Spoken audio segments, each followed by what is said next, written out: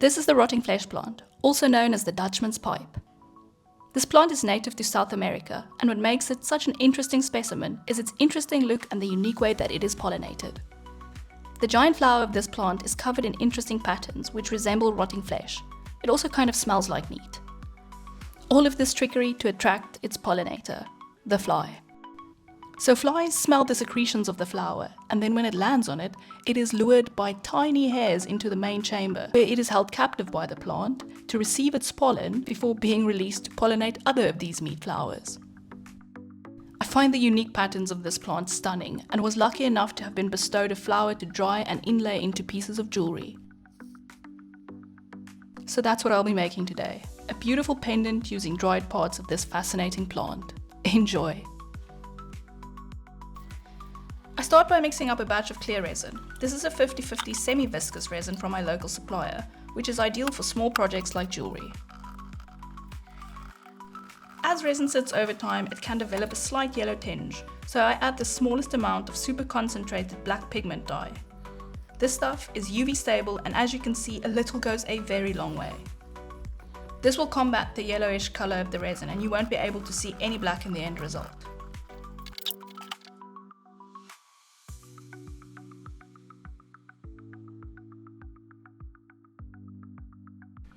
And then I degas it in my DIY vacuum chamber. Not all resins need to be degassed, but I like to aid the process along to ensure the best possible end product.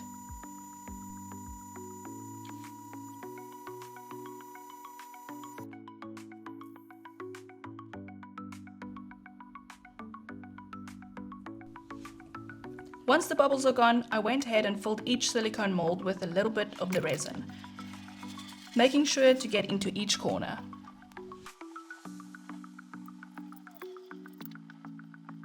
I then popped the bubbles, and over the next couple of hours, as the resin started to set, I went in with a toothpick, removing any bubbles which may have formed or particles which may have made its way into the molds.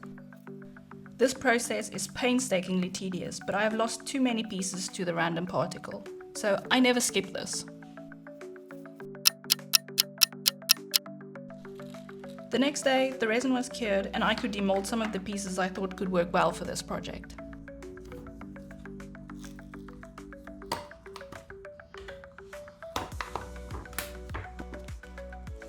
I ended up really liking the look of these four.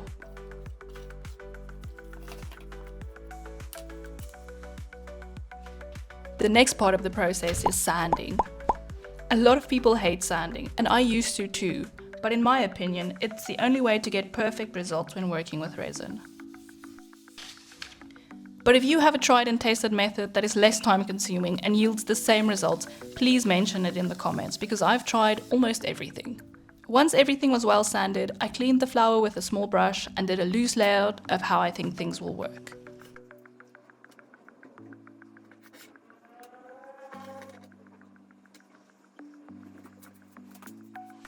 I then applied UV resin to the plant and the hard resin shapes and cured it under my UV lamp for about 10 minutes.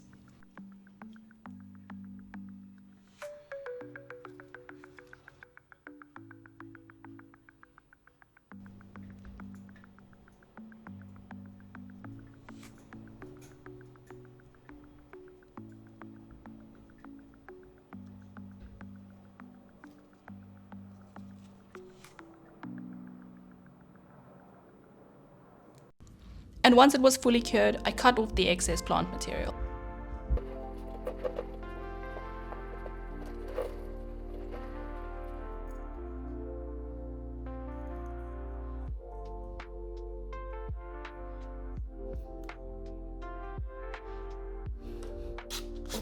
It was then back to sanding yet again to get the edges nice and smooth.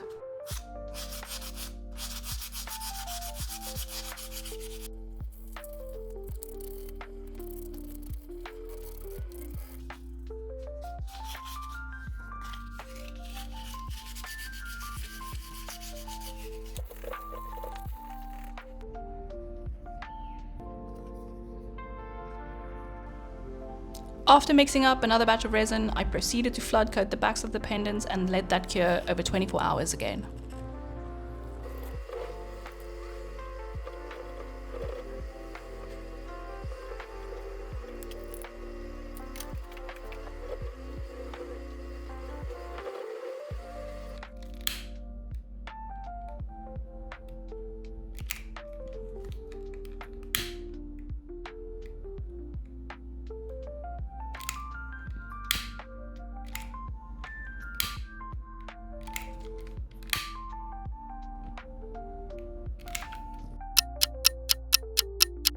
The following day, these were cured and were starting to look really good.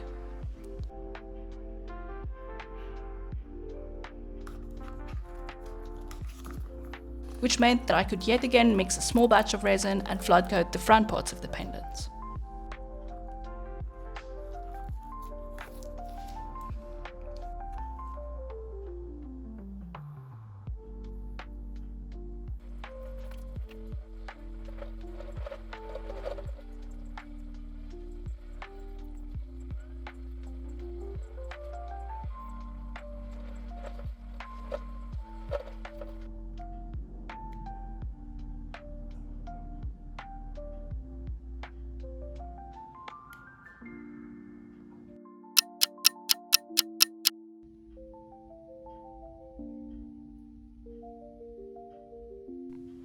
And after another day of curing, these were finally ready for some more, you guessed it, sanding.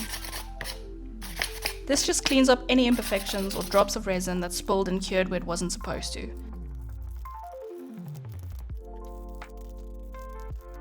And when I was done sanding and happy that everything was nice and smooth, I went ahead and polished the pieces.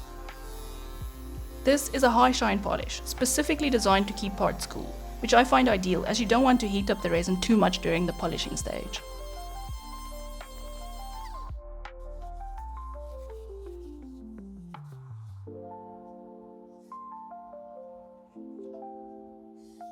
And then, time for the reveal.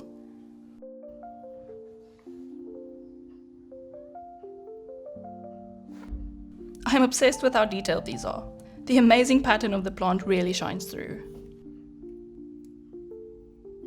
Let me know what you think in the comments and if you want me to make some matching earrings for these in the future.